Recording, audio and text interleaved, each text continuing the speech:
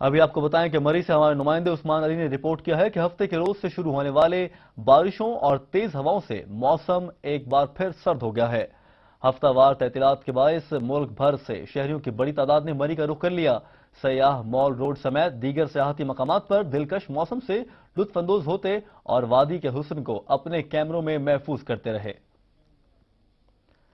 मरी से ही एक और रिपोर्ट के मुताबिक जीटी रोड पर मरी से रावलपिंडी जाने वाली जीप उलटने से एक शख्स जख्मी हो गया। हादसा सलगरा के करीब पेश आया, जिसके नतीजे में मरी का रिहायशी 24 साल गुलाम मोहम्मद जख्मी हुआ, जिसे अस्पताल मुंतकिल कर दिया गया।